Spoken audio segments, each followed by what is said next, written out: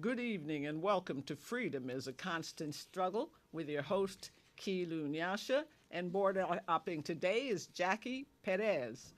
And before I introduce my very special guests, Hank Jones and Nathaniel Moore, I want to talk a little bit about the Frisco Five. There are five hunger strikers, dubbed the Frisco Five, who've been angered by police murders of black and brown people and have been occupying half the sidewalk in front of the Mission Police Station since April 21. So it's day 16 on this Cinco de Mayo of their liquid only fast, and they're losing weight. But they vow to keep it up until San Francisco Police Chief Greg Suhr, SUHR, resigns or is fired. The Frisco Five hunger strikers, Cristina Gutierrez, her son Ilyich Equipto, who's a rapper named Equipto, Sato, and Ike Pinkston, both 42, Selassie Blackwell, 39, and Edwin Lindo, 29.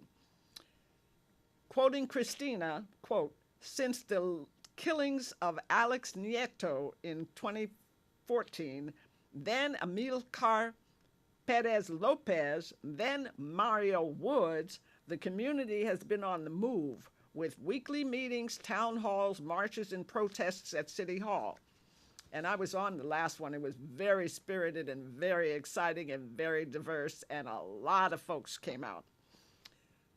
Continuing Christina's quote, but it hasn't moved the chief of the mayor or the mayor one bit. Now the police gunned down Luis Gongora, only a few blocks from where we're sitting. For us, that was the last straw, unquote. Witnesses say Gongora, 45, a Mayan from Mexico, was the target of 11 shots from police weapons on April 6 while sitting on the ground near his blue tent in a small homeless encampment on Shotwell Street in the Mission District. Apparently, he did not understand the orders barked by the officers since he didn't speak English. So, power to the Frisco Five. And now I want to introduce, I'm going to first introduce Hank, who is coming to us via Skype from Pasadena, who is a former U.S.-held political prisoner, has been an activist since the 1955 savage torture and murder in Money, Mississippi, of 14-year-old Emmett Lewis Till, a black child who was there visiting relatives. Hank became a community organizer in 1963, working with the Student Nonviolent Coordinating Committee, SNCC, in San Francisco. He joined the Black Panther Party for Self-Defense in 1968 as the FBI's counterintelligence program, COINTELPRO, intensified against it. And in 2003, he was one of 8 former Panthers known as the San Francisco 8, targeted by a joint terrorist task force under the direction of the Department of Homeland Security for investigation and prosecution of an unsolved killing of a police officer in 1971. In 2005, Hank, among others, was arrested and charged in the 32-year-old cold case. He spent 30 days in jail for resisting a grand jury investigation and 9 more months due to a criminal complaint filed by one of the lead detectives in 2007. After 36 years, in 2009, all charges were dismissed against him. Hank continues to do social justice, political prisoner, and human rights work in Southern California. Welcome, Hank. And Nathaniel Moore is the archivist of the Freedom Archives in San Francisco. He holds degrees in African Studies, African American Studies, and Library and Information Science. His experience includes managing the archive's materials, maintaining the online presence, creating and promoting educational projects and outreach, and supervising the training and internship program. Nathaniel has been doing political work at San Quentin State Prison since 2011. For the past 2 years, he has served as the co-leader of the Alliance for Change Education Department, the only social justice oriented program inside of San Quentin. It focuses on creating community leaders by engaging different models of justice and redefining our understanding of historical and institutional legacies of violence and criminal behavior. Nathaniel previously worked as a program administrator and instructor of an African history course in the college program at San Quentin, the only on-site degree-granting higher education program inside California prisons. Welcome, Nathaniel. Thank you. It's great to be here. And both of you, I want to, first let me say to tell our audience that these two gentlemen were part of a 10-day delegate. Back up, Kilo. We're part of a delegation that spent 10 days in Palestine, a delegation from the U.S. And so without further ado, I'm going to ask Hank to talk first, to talk a little bit about how that came about.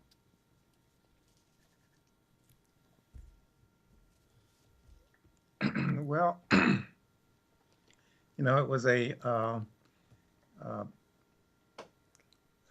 delegation of political prisoners or prisoner delegate.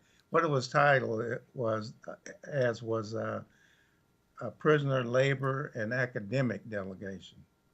Some of us were former USA held political prisoners. 3 of us.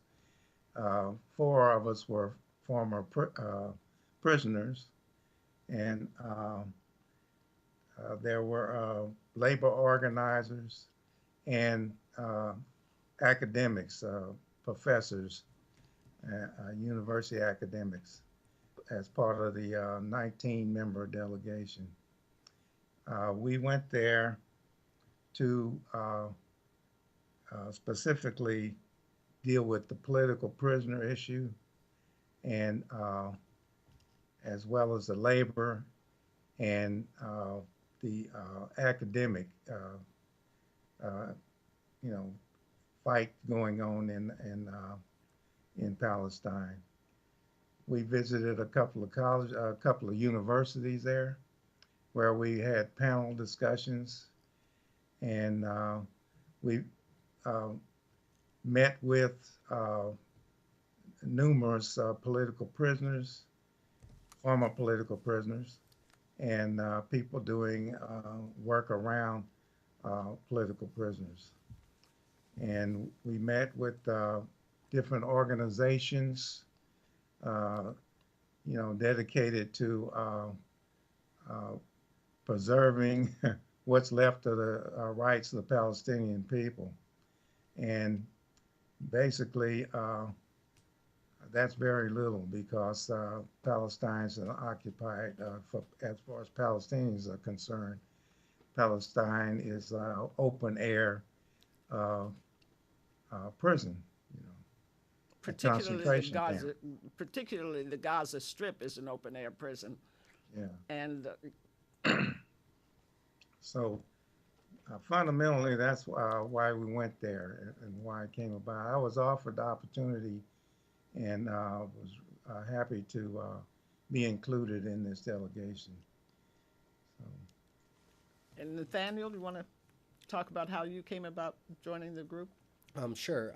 Just echoing what Hank said. The organization I work for is called the Freedom Archives, and we catalog and make educational materials with social movement materials from the 60s to the 90s. The Palestinian liberation struggle has had a huge impact on a lot of the groups and the materials that are in the Freedom Archives. And through our work supporting those, the people connected and the materials, we were able to also be invited on this delegation, and it was truly transformative. Right. And what are some of the highlights of the trip? What impressed you the most? Right. So yeah, big question. I think There are lots of highlights, but I think the thing that impressed me the most was actually getting a better understanding and seeing what Palestinian resistance looks like, and being really empowered and encouraged by all the various things on the ground that Palestinians are doing to resist Israeli colonialism and the occupation. I was aware of some of those things just because I, read and knew some Palestinians that live in America, and so some things I kind of knew, but I was really given a whole education on what being involved in an anti-colonial struggle looked like. Just a glimpse of that through the 10 days that we were there. So what really stands out to me was the unity within the Palestinian population, the clarity at which they talked about colonialism and understood their situation to be one of colonialism, the unity that develops within the populations because so many people, like 800,000 people, had been in prison since 1948. So Wow. just the amount of families that are affected is so huge that it really brings unity, through that. I was really impressed by the ways in which Palestinians taught their children how to resist and really prioritized resistance as one of the foremost cultural values. Wow. So, I Yeah. mean, lots of stuff like that, but I was just really impressed with the Palestinian spirit and the ways in which they resist.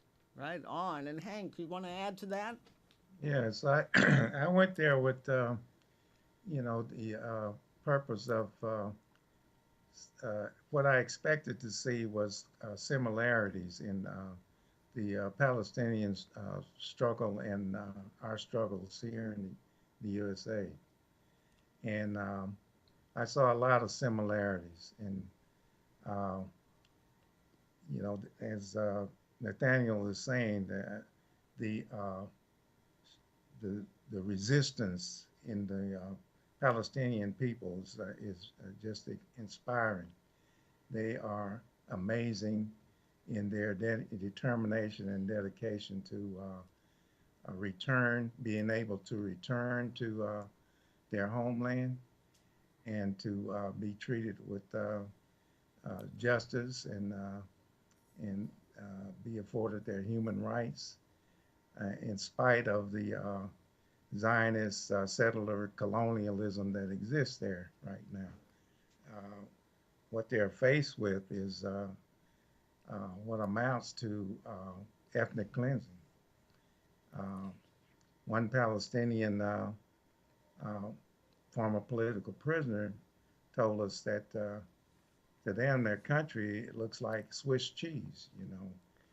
With the settler colonies breaking up the country into small sections and dividing the Palestinian population. Some families one from another with the walls and checkpoints and stuff like that.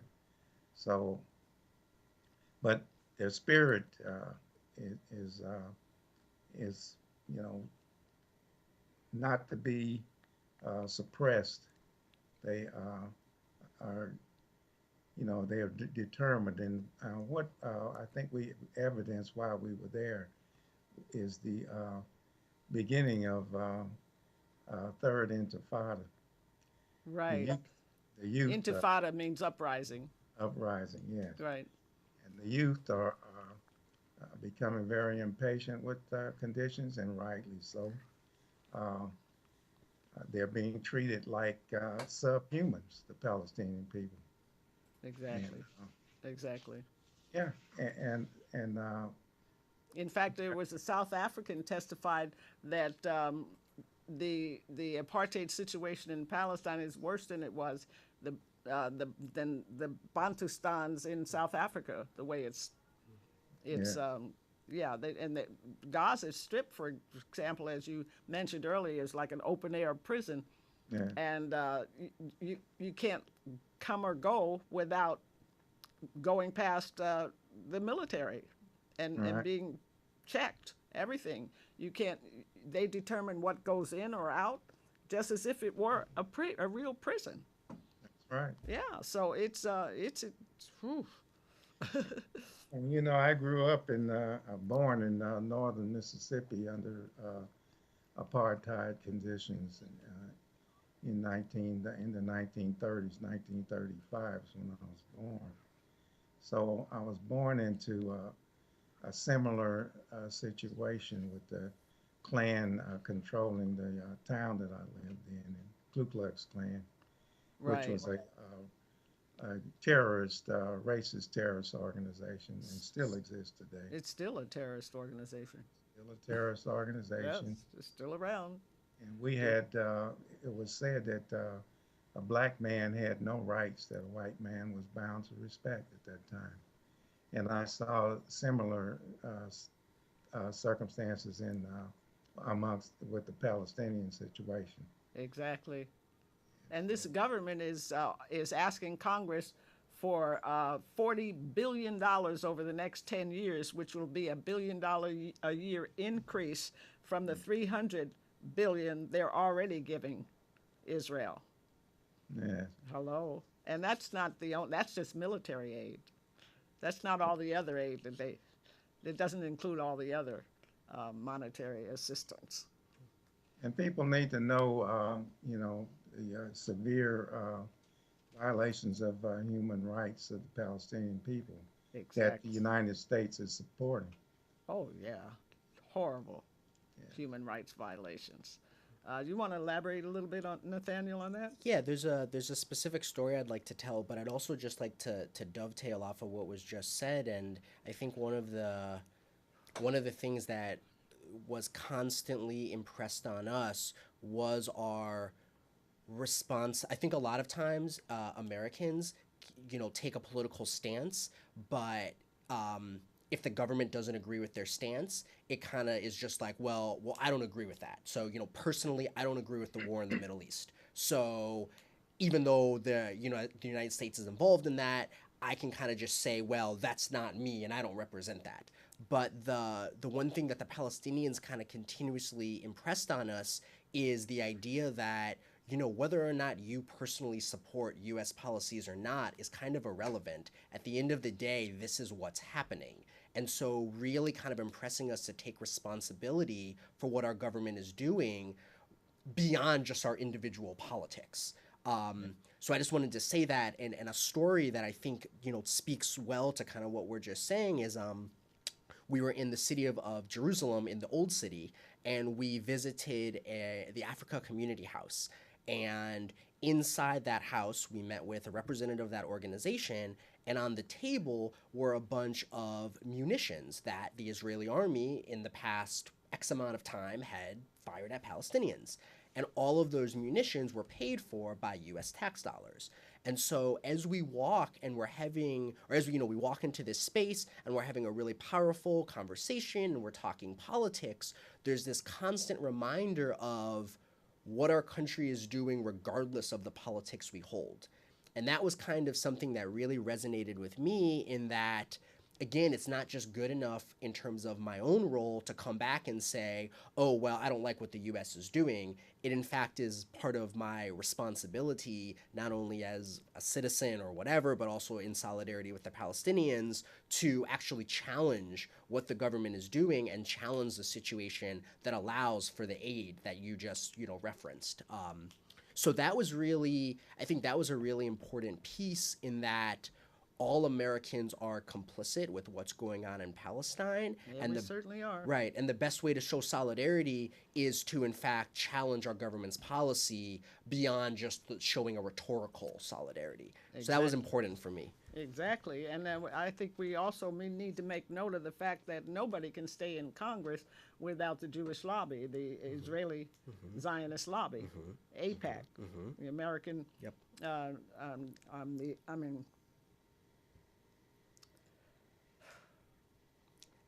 I'm not sure of the acronym either, but I know I what you're just talking it's about. my Yes. mind is just, I did what was it, a brain Yes, fart? yes. Anyway, Google APAC, you'll find the correct it'll acronym. It'll Yes. come back to me in a minute. But the Hank, you might want to add. Let me bring you back in, and you might want to add to what Nathaniel was saying. Yeah, the violations, human rights violations are extreme and severe.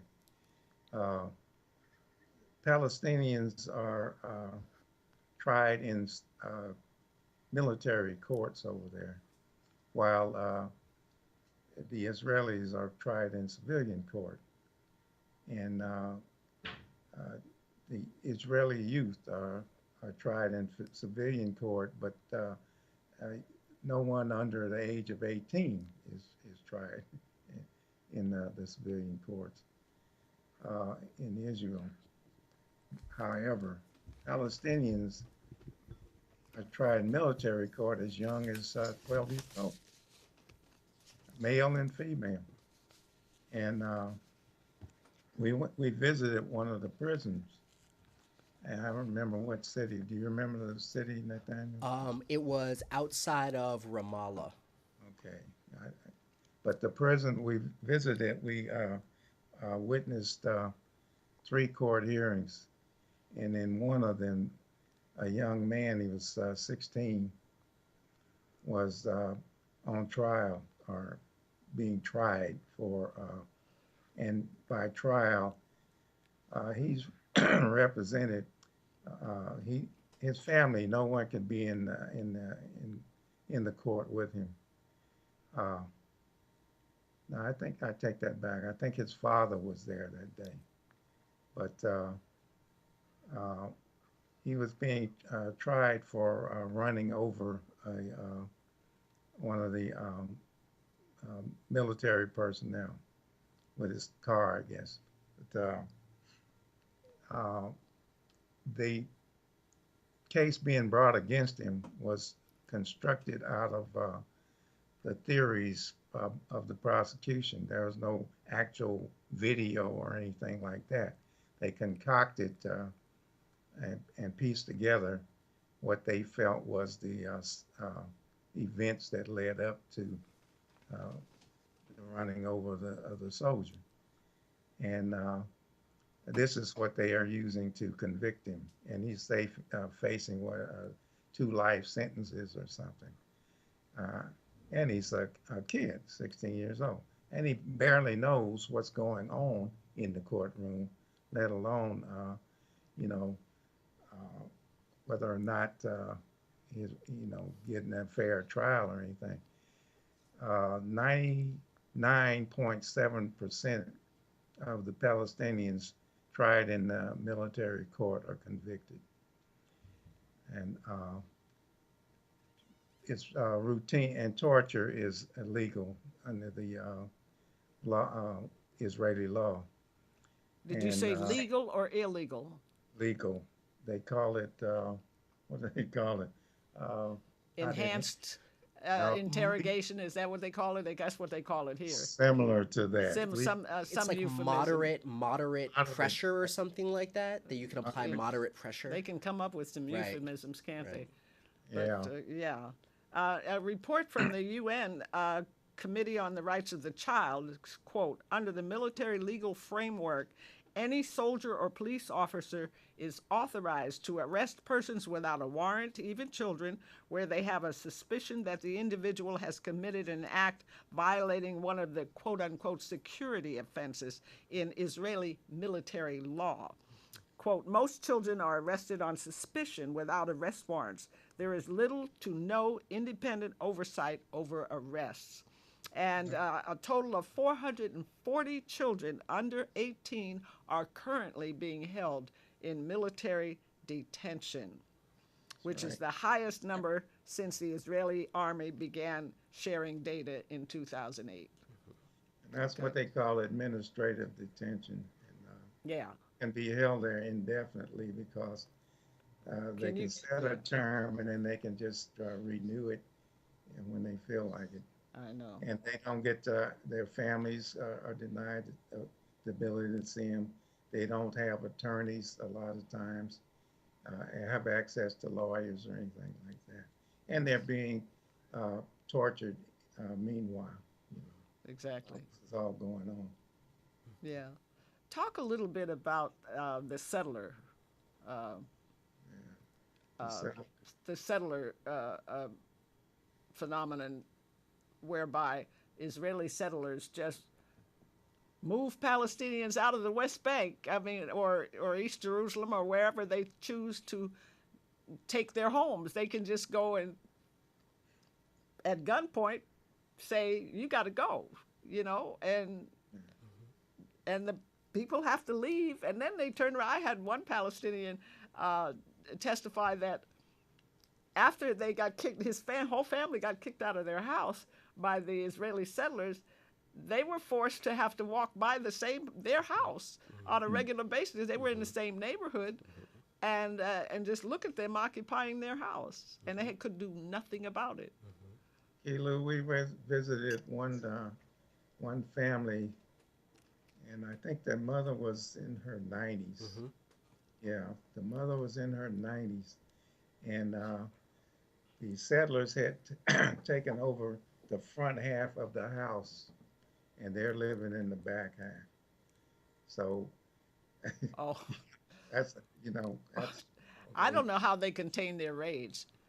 yeah, And of course, every now and then, an intifada comes around, and then they don't contain their rage, and right. they let it loose. But the bottom line is, they still have. There's no way that they can compete militarily against Israel, which has the fourth largest army in the world and has something like three. It's been reported 300 to 400 nuclear warheads. So I mean, they're at a total disadvantage. The only way that they can possibly win their liberation is if we do the same thing we did during the anti-apartheid struggle of South Africa, and do boycott, divest, and sanction the BDS movement. We want to talk about that a little bit? Yeah, Yeah. I can talk about that. Actually, can I go back to the settlers just for Oh, one sure, for sure, one no piece? problem. I want to add to something. I think Hank painted a really good picture of a family that we met that was being directly affected by displacement. I just want to paint kind of what is for viewers that may be unfamiliar with the concept of what settlement in Palestine or Israel looks like. Good point. So, it's very similar to, back in the 1800s, the United States government gave favorable treatment for families that would settle the West. So basically, if you were willing to move out away from population centers and start the cultivation of the land and this and that, you would receive some military support. They'd normally put some kind of garrisoner out there to protect you, and you might get. I mean, I don't want to start speaking deeply historically about what privileges American settlers got, but there would be privileges that you would receive from the government for doing that. So it's very, very similar in the state of Israel. As they displaced the Native Americans. Exactly, right? So in the state of Israel, the actual government, the state of Israel, offers packages if you're Jewish, no matter what country you have citizenship in. So you can be a Russian citizen, you could be an American citizen, you could be a South African citizen, it doesn't matter. If you're Jewish and you can prove to some capacity, I believe that your mother is Jewish, then basically you qualify as an Israeli citizen. And if you qualify, you can be a settler, in which case they will give you a free apartment, tax-free. They'll provide you with military protection. They'll provide you with food and services and tax breaks, and basically set everything up for you, and even give you a house just waiting for you to move into. And, that house used to belong to somebody else, but this is the kind of way that they recruit people on these settlement missions. And so basically what they do is, in a Palestinian neighborhood or in the West Bank, they'll identify a location where they want to build a settlement. They will construct that settlement, and then they will literally fill it with people and put an army garrison there to protect it. So basically, these people are able to kind of come and fashion their lives, as the narrative goes, out of nothing. But in fact, it is out of the Palestinian communities that used to live there. And the example you're giving is 100%. So, what Hank is saying is, not only does that family have to walk by the settlers every day, but they in fact have to occupy the same, it's not the same house in a literal sense because there's been a barrier same constructed, apartment building. but the same building, right? Yeah. And so this is just, and this narrative is kind of pumped to people who are Jewish across the globe as this kind of return. Exactly. And so it becomes very, unless you're black. well, so actually, just because you brought that up, yeah. So what they do for those folks, which is really interesting, is we were in a number of cities, is they use folks who are Jewish and black as essentially the buffer between Israelis who are European or white and Palestinians. So they actually essentially play the minorities off against each other to basically play these groups off, similar to how they, in the U.S. history, certain tribes would be played off against each other. So certain Native Americans were the good Native Americans, and that would be played against the bad Native Americans. And, so it's very interesting. Hank was saying how he was looking for similarities, and in terms of the settlement, that was one that was pretty stark, right? That it's very, very similar Let's to the bring Native American Hank back experience. in to comment. This, was Nathaniel was talking about is we built these these so-called settlers during the 1800s built these forts, these outposts, and that's how they gradually took over the land from the Native Americans, and they would, form treaties and sign treaties with these with the Native Americans, and then immediately, when it was suited their purposes, they would break the treaties. There's a lot of broken treaties. Yeah. Yeah. And So. do you know about the Trail of Tears? You want to describe that very briefly? Yes, that was one of the, I think the worst examples of it, where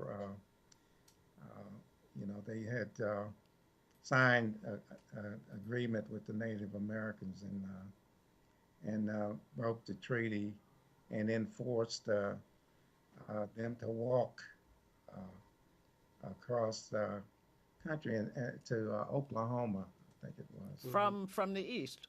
From the east to Right. Oklahoma, and many of them died on the way, and the survivors were put in reservations, and that.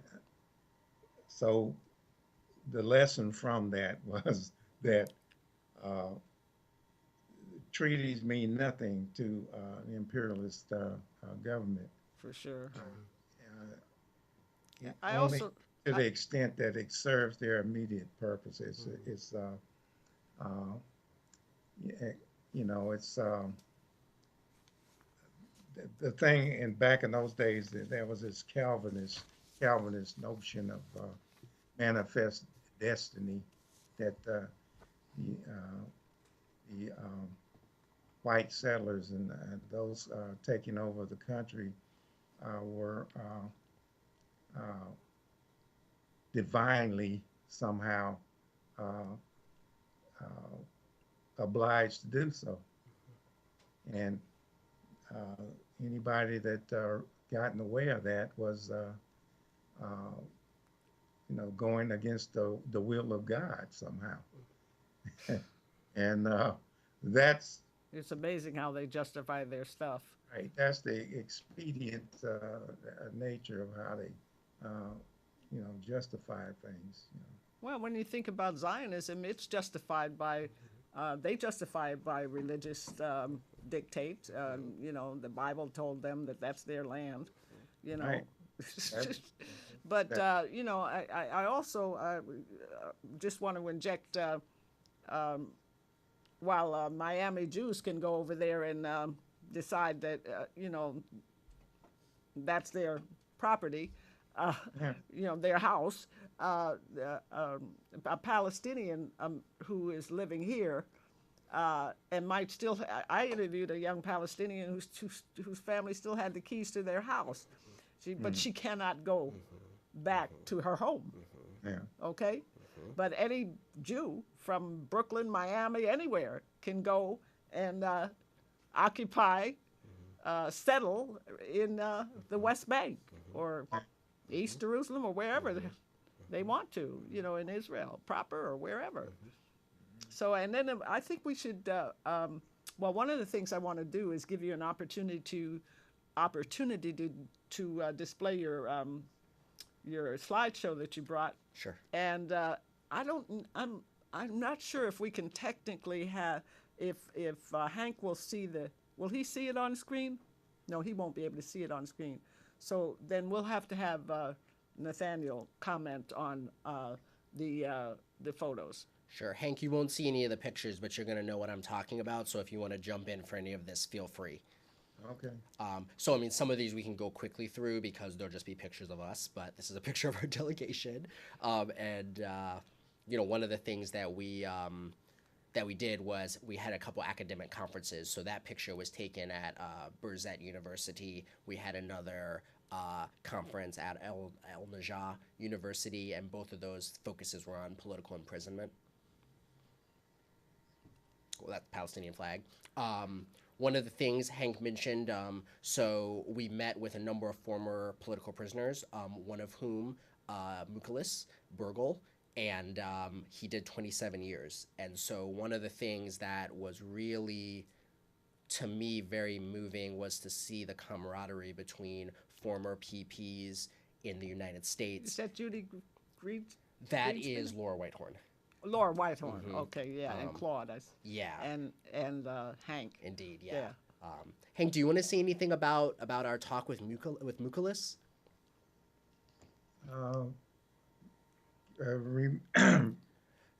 We were in his backyard with his young son. Oh, yeah. Oh, was that the one was the mother? They can't get the body back. Is that what we're talking about? No, that might have been a different one. Some of this will just be me and Hank talk, so we can keep going. Yeah, we should move along. Cool. So this is the Abu Kahir family, whose son was murdered in 2014. He was abducted by Israeli settlers and forced to drink kerosene. That's the one I'm talking. Cool. So yeah, Hank, why don't you take over on this one?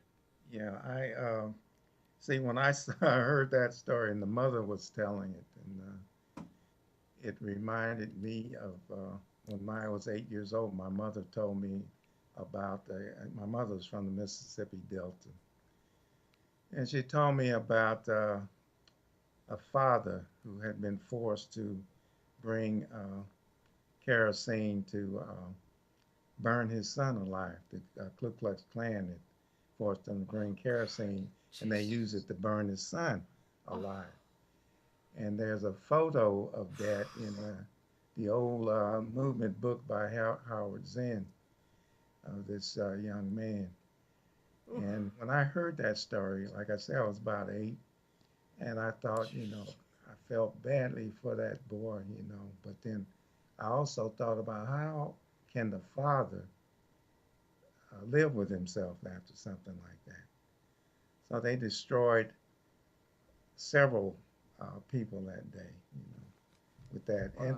And the photo shows a group standing around the charred body of this young man.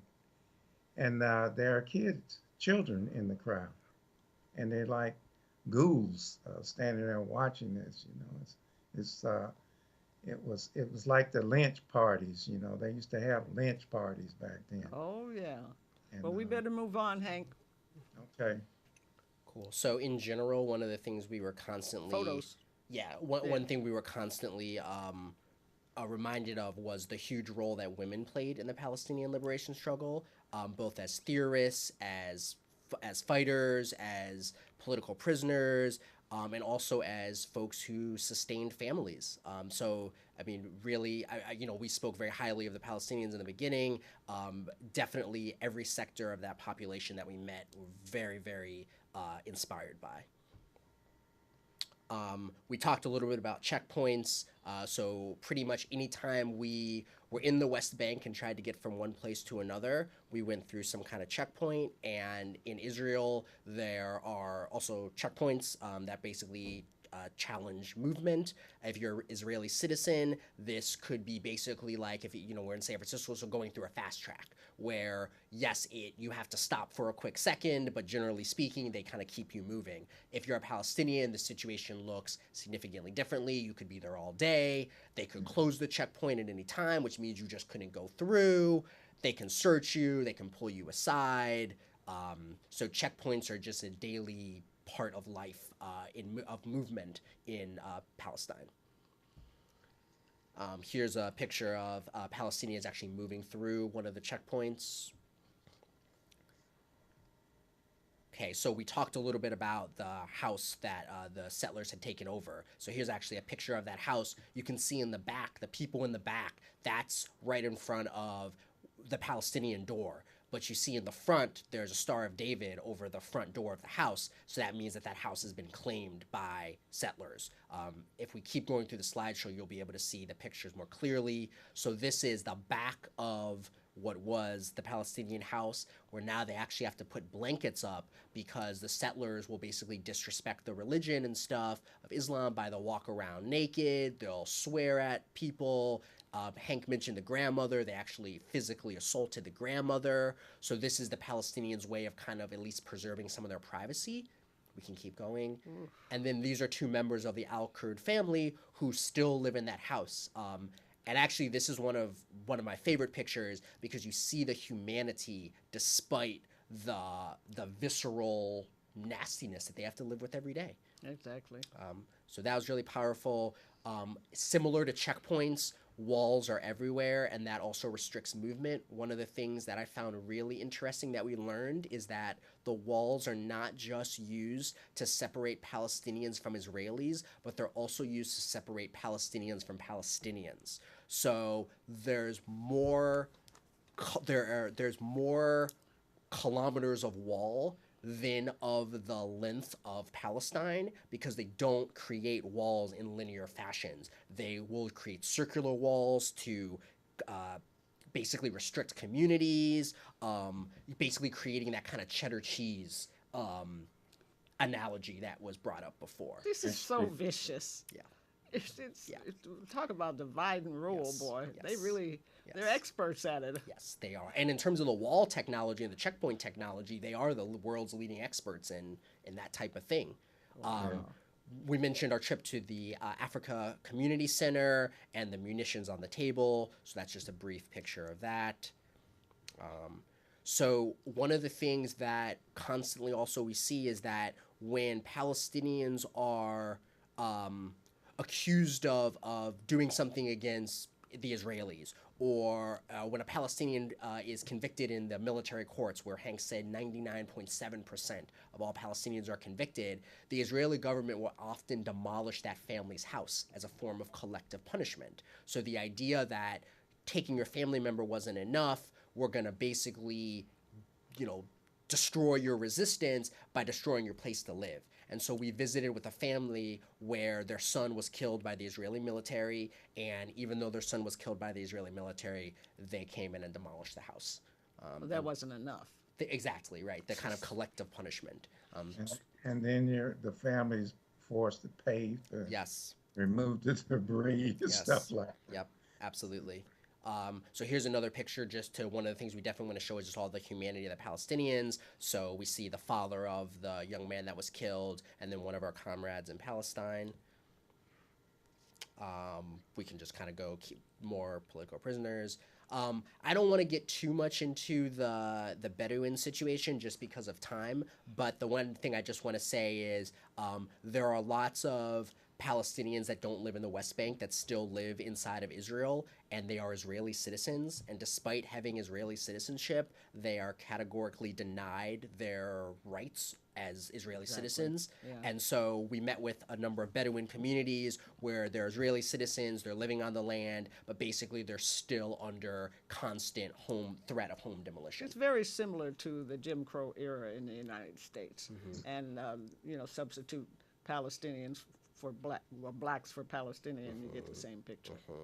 Exactly. Yep, we can keep going. One of the things we saw there, again, we don't have too much time to get into this, but literally outside of the Bedouin community that we visited, we saw Israelis getting ready to build another settlement. And so while that Bedouin community perhaps is safe for now, literally when that settlement is created, they will populate it with people. And once that settlement is created, they will displace the Bedouin community already there. And you can literally see the Bedouin community from the place that they're planning the settlement.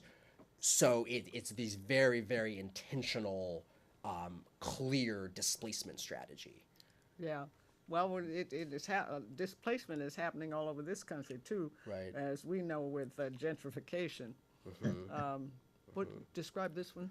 So one of the places we saw, so we actually visited the epicenter of the settler movement, which is Hebron, which is actually in the West Bank. It's kind of interesting that the epicenter of settler is actually in the West Bank. But basically, as we'll see, I'll give you the thumbs up in a second, but as we'll see as we go through the pictures, the old city of Hebron has been completely, basically turned into a military zone, where there's a whole garrison of IDF troops to protect the settlers. And what the settlers have literally done is they've taken over the IDF is Israeli Defense Force. Exactly, the army of Israel. Thank you. So settlers have literally taken over the second and third floors of the inner city.